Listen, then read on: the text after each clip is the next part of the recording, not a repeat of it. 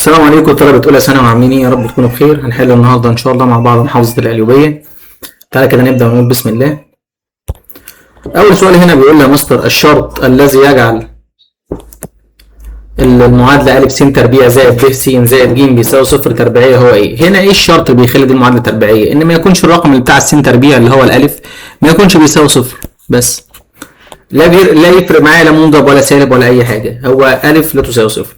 طيب السؤال رقم 2 بيقول لي هنا إذا كان نون ينتمي لصاد فإن نون أس 4 تمام نون ت أس 4 نون زائد 42 بيساوي كام؟ هنا بعمل إيه في السؤال ده؟ أدي ت أس 4 نون زائد 42، أنا ماليش دعوة بالأربعة نون، بهتم بال 42 يعني كأنها ت أس 42. بعمل إيه في ال 42 ده يا مستر؟ بعمل ايه في ال 42؟ بقسم 42 على 4، بقول كده 42 على 4. حلو الكلام. لو انا عملتها بالاله هتديني كده. لو انا عملتها بالاله ودوست بدل ما ادوس اس دي ادوس شيفت اس دي هتدينا 10 ونص. حلو الكلام. قلت لك انا قبل كده ما بهتمش لا بالرقم ده ولا بالرقم ده. المفروض كده ده كام؟ ده 2 ده 1. طيب المفروض اصلا تطلع لي كده 10 و2 على 4. ليه طلعت لي 10 ونص؟ عشان انا بتطلعها لابسط صوره. تمام. انا بهتم بالرقم بتاع البسط. الرقم بتاع البسط ده كام؟ 2. 2 يعني ده بيساوي دلوقتي ت اس 2. ت اس 2 اللي هي بتساوي كام؟ سالب 1. تمام.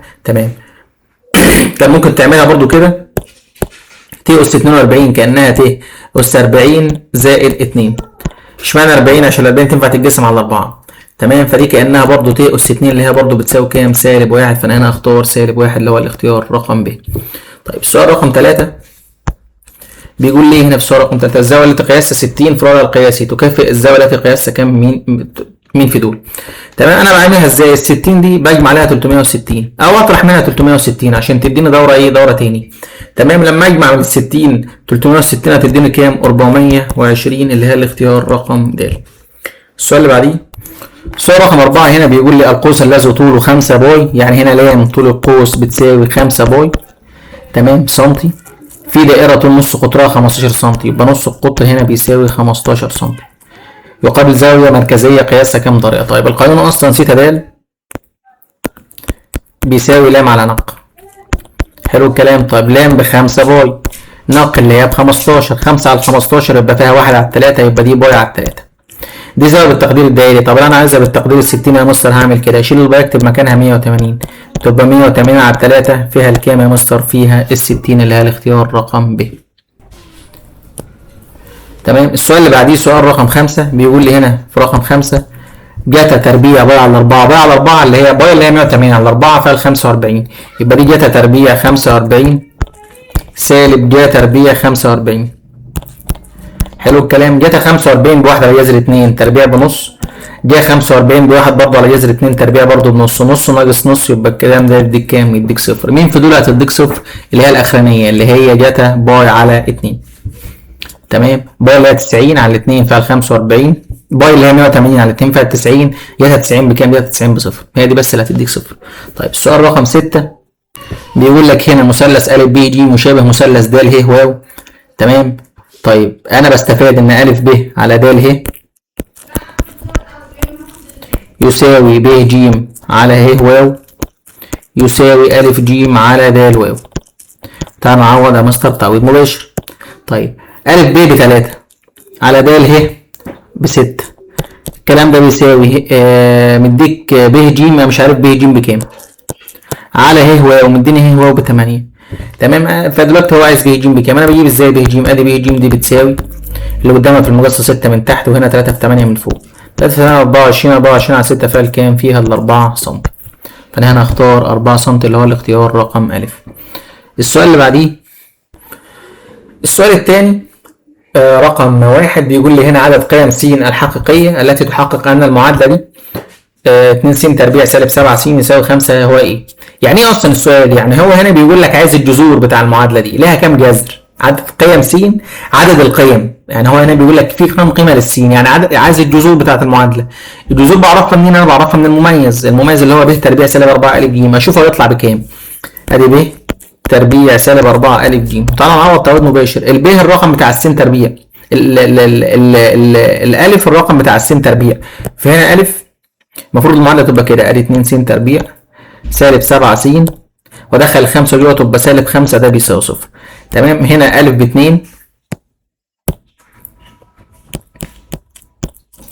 وب بيساوي سالب 7. تمام. والجيم بيساوي سالب 5. اروح نعوض هنا يا مستر، ادي الب خليها كده اقواس، سالب 4 في ا في ج. الب بكام يا باشا؟ الب بسالب 7 سالب 4 في ا اللي هي ب2 في ج اللي هي بسالب 5. تمام. سالب 7 تربيع ب 49، سالب في سالب بموجب، 2 في 4 ب 8، 5 في 8 بكام؟ ب 40. يبقى 49 زائد 40 تبقى 89. يعني هنا الرقم ده طلع لي اكبر من الصفر. اكبر من الصفر يبقى المميز دلوقتي اكبر من الصفر، يبقى لها جذران حقيقيان مختلفين. يبقى عدد الجذور كام دلوقتي؟ اللي هي كام؟ 2، اللي هي عدد القيم بتاع س. تمام. طب افرض طلع المميز بيساوي صفر، المميز بيساوي صفر، يبقى الوقت فيه جذرين حقيقيين مختلفين، يبقى عدد الجذور واحد بس عشان هو هيطلع نفس الرقم، عشان اسمه جذرين حقيقيين متساويين، قصدي مش مختلفين. تمام. طب لو المميز اصغر من الصفر، اصغر من الصفر، يبقى هنا مفيش جذور حقيقيه، يبقى عدد القيم كام دلوقتي؟ صفر. فهمنا السؤال ده؟ طيب السؤال اللي بعديه، السؤال اللي بعديه بيقول لي هنا اذا كان س بيساوي سالب 1 احد الجذرين. احد الجذرين دي عندي جذرين، واحد اسمه لام والتاني اسمه ميم، فانا هسمي ده مثلا لام. يبقى انا دلوقتي معايا لام بيساوي كام؟ سالب 1. يبقى ادي لام بيساوي سالب 1. عايز الجذر التاني اللي هو ميم هيساوي كام؟ تمام. في المعادله دي طيب انا عندي قانونين، واحد اسمه لام زائد ميم والتاني اسمه لام ميم. طيب تعالى نشوف بتاعي. انا ما عنديش، مش هعرف اجيب لام زائد ميم عشان عندي هنا الب مجهوله اللي هي الكاف دي. تمام. فانا اجيب دلوقتي لام ميم يا مستر. لام ميم بتساوي ج على ا. تعال نعوض. تمام. لام ميم واحد، اللام بسالب 1، الميم انا مش عارفها، بتساوي ج على ا. الجيم اللي هي بسالب 6 على ا اللي هي بكام؟ ب1. يبقى دي سالب 6 على 1 اللي هي بتساوي سالب 6. يبقى هنا سالب ميم بيساوي سالب 6، السالب يروح مع السالب، يعني ان هنا الميم بكام دلوقتي؟ الميم بيساوي 6 ايه؟ 6. ده الجذر الثاني. طيب هو عايز مجموع الجذرين، هيبقى لام زائد ميم بتساوي سالب 1 زائد 6، يعني الكلام ده بيساوي كام دلوقتي؟ 5. فانا هنا هختار 5. السؤال اللي بعديه سؤال رقم 3. هي بيقول لي هنا اذا كانت جاتا 90 زائد سيتا بتساوي بتساوي جذر 3 على 2. طيب فان قياس حيث سيتا قياس اصغر زاويه موجبه، فان سيتا بتساوي كام هنا؟ ماشي. جاتا 90 و270 بيعملوا تغير تاني، يعني خلوا لي الجاتا جا، تبقى دي تبقى جا سيتا. طيب الجاتا في الربع الثاني سالبه. تمام. فانا هنا هختار ايه؟ هكتب هنا ايه؟ هكتب هنا سالب. ده بيساوي سالب جذر 3 على 2، او بيساوي هنا جذر 3 على 2. تمام. هشيل السالب اكتبها كده الناحيه الثانيه، تبقى هنا جا سيتا هتساوي سالب جذر 3 على كام؟ سالب جذر 3 على 2. تمام. الجاتا هنا او الجا هنا انا جبتها دي سالبه. الجا بتبقى سالبه فين وفين؟ الجا بتبقى سالبه في الثالث وفي الرابع. تمام. بتاعه الربع الثالث اسمها 180 زائد سيتا، بتاعه الربع اسمها 360 ناقص سيتا. حلو الكلام. مين سيتا دي؟ برضو سيتا دي اصغر زاويه موجبه. طيب خلاص السالب دي مأموريتها خلاص خلصت دلوقتي عشان عرفتني الربع فين، يبقى مأمورية السالب تعرفني الربع بس، ملهاش لازمه تاني. طيب دلوقتي لما كانت جا سيتا بتساوي ايه؟ جذر 3 على 2 من غير سالب، اللي هي دي كده. حلو الكلام. طيب انا بستفاد ايه دلوقتي؟ جا سيتا بكام اصلا؟ ايه الزاويه اللي الجا بتاعتها بجذر 3 على 2؟ 60. يبقى هنا سيتا بتساوي 60. ال 60 دي بتاعت الربع الاول اللي هي اصغر زاويه موجبه. طب انا دلوقتي بيقول لي بيقول لي هنا الزاويه بتاعتي ان السيتا دي هتكون اصغر زاويه موجبه. هنا احنا قلنا الزاويه دي سالبه في الربع الثالث وفين؟ في الربع. من الصغيره فيهم؟ الصغيره فيهم اللي هي بتاعت الربع الثالث اللي هي 180 زائد سيتا، تبقى 180 زائد 60 تبقى بكام دلوقتي؟ ب 200 وكام؟ و40. 240 اللي هي الاختيار رقم ب. السؤال رقم 4 بيقول لي هنا المثلث الذي قياس الزاويتين فيه 50 و70. 50 و70 تبقى الزاويه الثانيه بكام؟ تبقى الزاويه الثانيه ب 60 اللي هي الثالثه قصدي ب 60 درجه. يشابه المثلث الذي قياس الزاويتين فيه 50. 50 تبقى الزاويه الثانيه يا 70 يا 60. هو من هنا مش مديني 70، فانا هنا هكتب كام؟ 60. السؤال رقم 5 بيقول لي في الشكل المقابل مديك الرسمه دي كده. هنا المثلثين دول متشابهين. مثلث ا د ب ا د ه بيشابه مثلث ا ج ب. مثلث ا د ه بيشابه المثلث الثاني. ا مشتركه في المثلثين، د هنا هتساوي ج في المثلث الثاني وه هتساوي ب. حلو الكلام. هو دلوقتي عاوز ب د بتساوي كام؟ ب د اللي هي الحته دي كده. طيب حاضر. هنا كنت بقول أ د على أ ج هيساوي د ه على ج ب هتساوي أ ه على أ ب. وتعال نعوض كده تعويض مباشر. أ د ب4 على أ ج، كل أ ج دي ب8 بتساوي د ه. أنا ما عنديش لا د ه ولا ب ج فأنا كده مش محتاجها. تمام. طيب اللي بعد كده أ ه ب5 على أ ب. أ ب أنا مش عارفها بكام. حلو الكلام. هيبقى دلوقتي أ ب ده بيساوي 5 في 8 على 4. 40 على 4 فيها الكام سنتي دلوقتي؟ فيها ال 10 سنتي. ده مين؟ ده أ ب. تمام. يبقى أ ب كل ده بكام سنتي؟ ب 10 سنتي. دي ب4 تبقى دي بكام؟ ب 6 سنتي. فأنا هنا هختار كام؟ 6. السؤال اللي بعديه في الشكل المقابل، السؤال رقم 6. السؤال هنا رقم 6 بيقول لي هنا إذا كان س ص بيوازي م ب ج. تمام. يبقى ممكن احل بالتشابه وممكن احل بالاجزاء المتناسبه. احل بالاجزاء المتناسبه بيكون اسهل. طالما ده بيوازي ده معناه ان أ س تمام على أ ص الكلام ده بيساوي س ب على ص ج. تمام. وتعالى نعوض. أ س او أ س ايوه ب3 على أ ص انا مش عارفها بكام فانا ممكن اسميها م. تمام. مش هكتب س بس عشان انا عندي س هنا في المساله. بتساوي س ب انا برضه مش عارفها وهو جاي لك خلي بالك ان أ ص بيساوي س ب فانا سميتها برضه م. على مين تاني؟ الناحيه التانيه على ص ج اللي هي بكام دلوقتي؟ ب 12. روح ضرب مقص م في م بم تربيع بيساوي 3 في 12 ب 36. هيبقى م بس جذر ال 36 يعني بيساوي كام سنتي دلوقتي؟ 6 سنتي. فهنا م ب 6 سنتي يبقى دلوقتي أ ص ب 6 سنتي وفي نفس الوقت س ب برضه ب 6 سم. تمام. طيب هو عايز أ ج كله، أ ج كله اللي هو ده يبقى دي ب 6 و12 يبقى كام سنتي؟ 18 سم اللي هو الاختيار رقم ج. السؤال اللي بعديه السؤال الثالث رقم 1 بيقول لي هنا إذا كان لام وميم هما جذري المعادلة دي فإن لام تربيع زائد ميم تربيع بيساوي إيه؟ طيب لام تربيع زائد ميم تربيع ده بيساوي لام زائد ميم الكل تربيع ناقص 2 لام ميم. حلو الكلام. لام زائد ميم اللي هي مجموع الجذرين، لام ميم ضرب الجذرين. تمام. ممكن اجيبها بلام زائد ميم بتساوي سالب ب على ا ولام ميم بتساوي ج على ا، او ممكن اعمل حاجه تاني. المعادله التربيعيه اصلا س تربيع انا في الناحيه الشمال ناقص مجموع الجذرين. يبقى مجموع الجذرين كام دلوقتي؟ 7 عشان هي المفروض ناقص المجموع 7 زائد ضرب الجذرين. بضرب الجذرين بكام؟ ب3. يبقى هنا 7 تربيع سالب 2 في 3. طبعا لو حليتها بلام زائد ميم بتساوي سالب ب على ا هي برضه 7 تربيع ب 49 ناقص 2 في 3 ب 6. 49 ناقص 6 بتساوي كام دلوقتي؟ 42. هو قصدي 43 اللي هو الاختيار هنا رقم ب. فهمناها؟ طيب السؤال اللي بعديه السؤال رقم 2 بيقول لي هنا الدالة د س.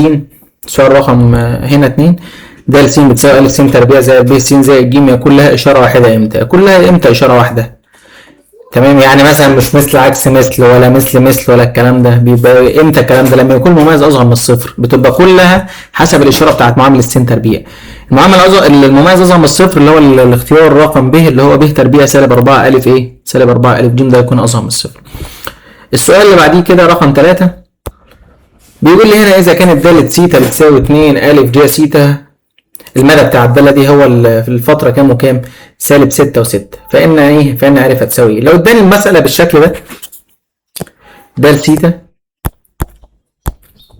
بتساوي ا مثلا ج س وقال لك ان المدى كام وكام؟ سالب 6 و6.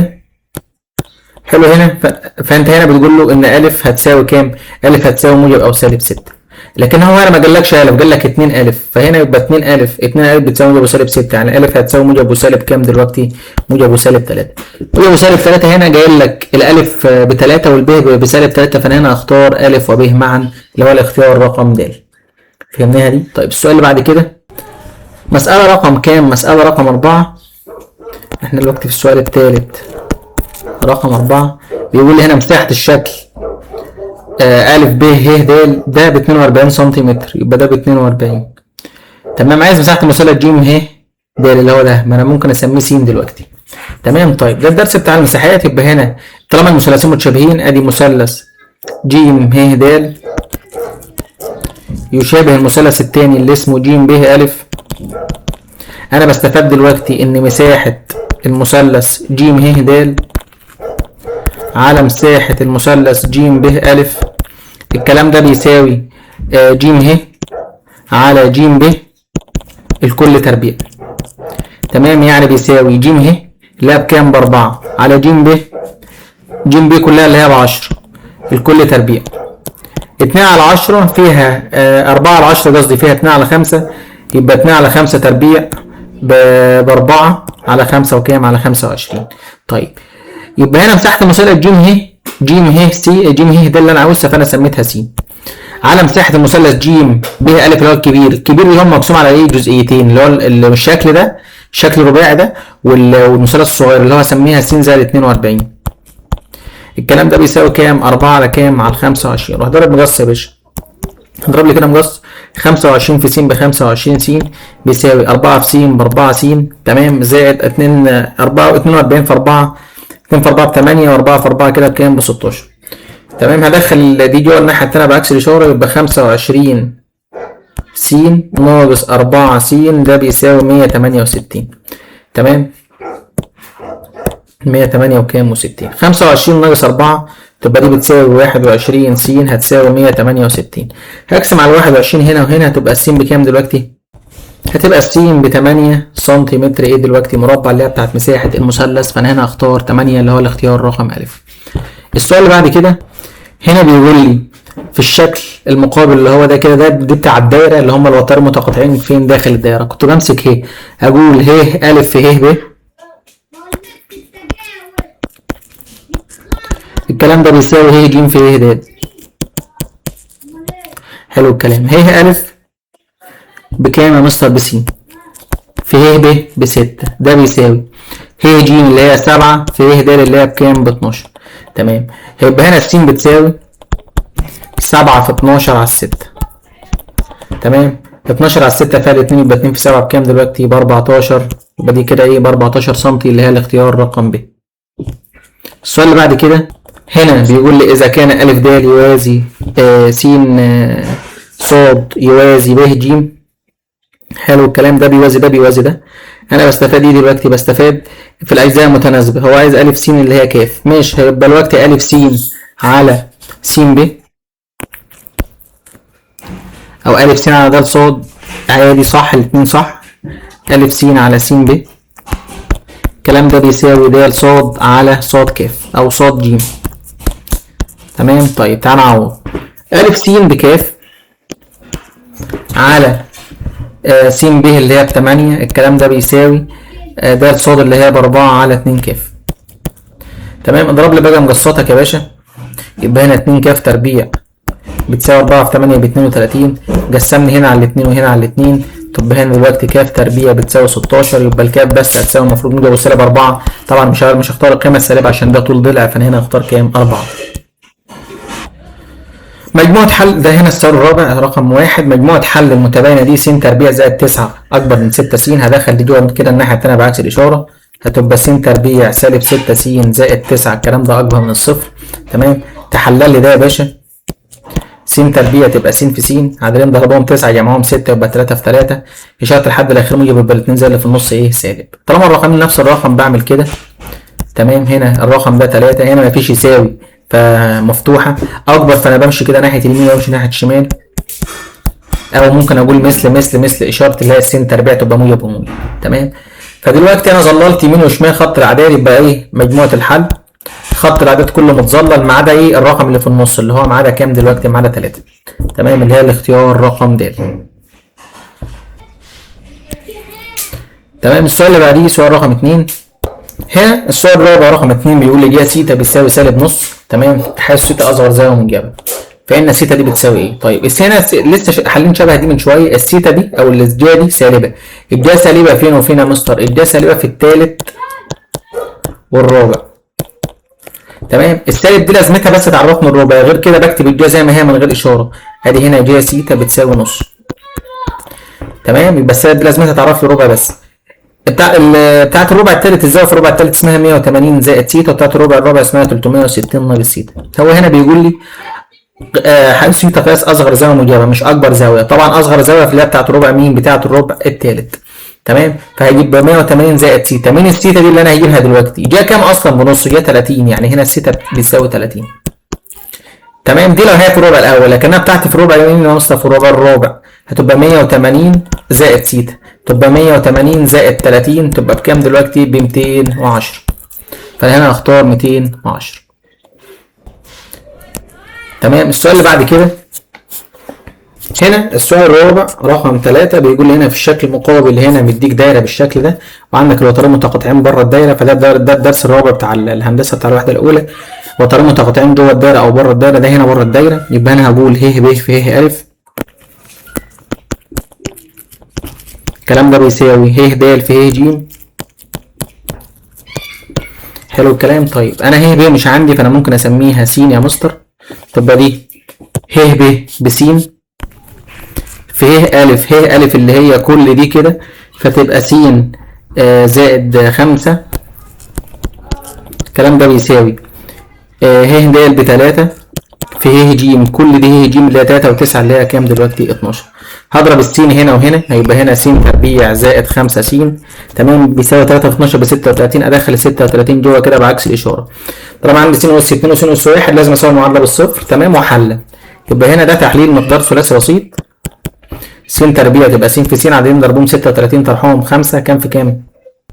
4 في 9 36. اشاره الحد الاخير سالب، يبقى الاشارتين مختلفتين، الكبيره واللي في النص ده موجب كده وده سالب. هنا لما تساوي ده بالصفر يبقى هنا س ب4، ولما تساوي ده بالصفر يبقى هنا س بكام؟ بسالب 9. طبعا مفيش طول ضلع ايه؟ بالسالب، فده كده مرفوض. طيب هو هنا كان عاوز مين؟ كان عايز ب ه، ب ه انا لسه جايبها بكام دلوقتي؟ ب4 سم اللي هي كانت قيمه الس، فانا هنا اختار الاختيار رقم ج. تمام، السؤال اللي بعديه سؤال رقم 4. هنا السؤال رقم 4 هنا مديني مثلث قائم الزاويه، ومديني ا د ينصف زاويه ا من الداخل بالشكل ده. ده الدرس اللي يعتبر الدرس الاخير في الهندسه، اللي انا بمسك كده بتاع المنصف هقول د ب على د ج، الكلام ده بيساوي ا ب على ا ج. تمام، وطبعا اهو د ب ب3 على د ج ب5، الكلام ده بيساوي ا ب على ا ج. تمام، فانا دلوقتي جبت ايه؟ جبت نسبه. طيب هو عايز ا ب بكام؟ طيب ايه النسبه دي؟ هسمي الوقت ا ب ب3 بس 3 س، وأ ج ب5 س، يبقى أ ب هنا دي ب3 س، وأ ج ب5 س، واشوف س دي بكام اصلا يا مستر؟ طب ده مثلث قائم الزاويه اصلا، مثلث قائم الزاويه يبقى الوتر تربيع اللي هو أ ج تربيع، تمام، بيساوي مجموع مربعات الضلعين التانيين، يبقى هنا أ ب تربيع زائد ب ج تربيع. حلو الكلام. طيب أ ج ب5 تربيع 5 س، يبقى دي 25 س تربيع، تمام، بيساوي أ ب تربيع اللي هي 9 س تربيع زائد ب ج اللي هي 8 تربيع اللي هي بكام دلوقتي؟ ب 64. تمام، الضلع كله اللي تحت. عندي س تربيع هنا وس تربيع هنا، هدخل الس تربيع جوه بعكس الاشاره عشان اخليهم مع بعض، يبقى هنا 25 س تربيع ناقص 9 س تربيع، الكلام ده بيساوي 64.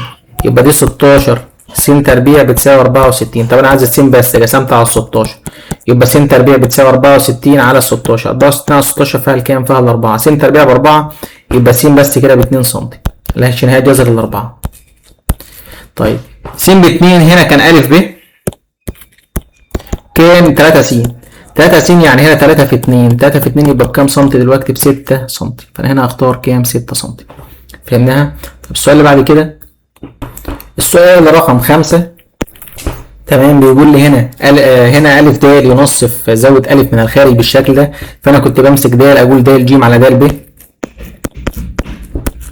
الكلام ده بيساوي أ ج على أ ب.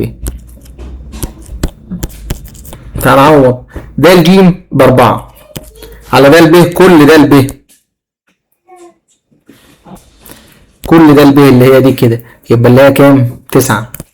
4 و5 9 بتساوي أ ج على أ ب.